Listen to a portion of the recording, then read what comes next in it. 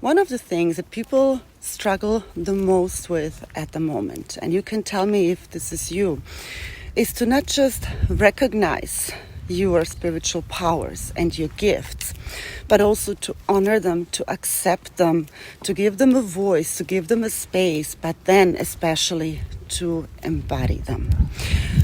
And part of the friction of why this occurs is that we live in a material world. Now, people always draw such a big difference between the material realm and the spiritual realm. But you see, we are not here to live somewhere up there in the sky. We are here to embody our power, to embody who we are, our essence, our energetic blueprint. And when we speak of embodiment, we speak of the manifestation of it into our physical body, into this physical material world.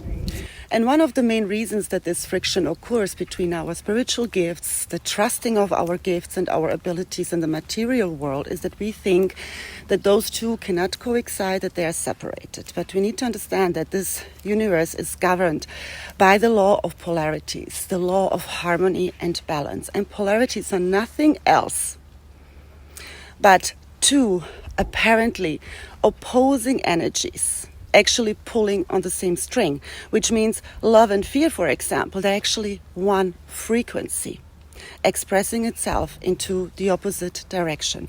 So whenever we destroy something, at the same time we need to ask ourselves how we can create something, because destruction and creation again are two polarities, but they're actually one frequency expressing itself into opposite directions, and one cannot exist without the other.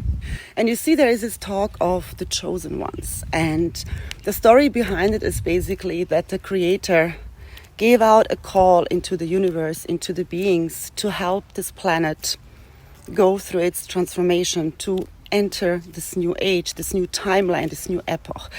And the saying goes that many were called, few were chosen, and even fewer of these chosen ones are actually living and embodying what they signed up for.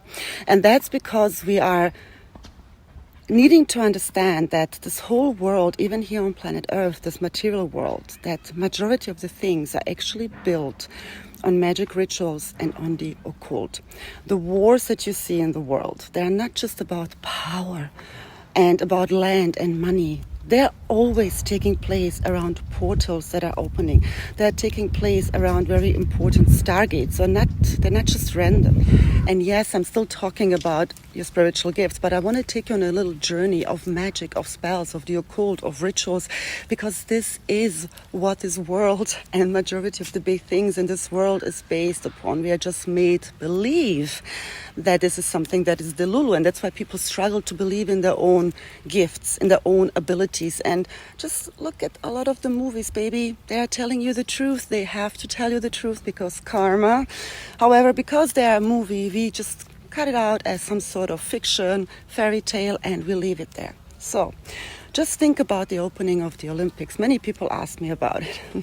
And it's funny for me, I have to laugh, because they happened around the Mars-Uranus conjunction with Algol. And Algol is the demonic star representing destruction, death, but also wealth, related to Medusa, the Medusa's head. Medusa is Medea, and Medea is media. Now you may wonder why this word is being used for that and what it really represents. Going back to the Olympics, for me the most powerful part of the Olympics and the most significant one was the rider. If you look at the tarot, if you are familiar with the tarot, this rider represents the death card. And more than that, the question is, what is going to be destroyed? What is going to be newly created? Whose heads are going to roll? Medea. So this is not to fear you. This is not to put in your head some theories that may or may not be true.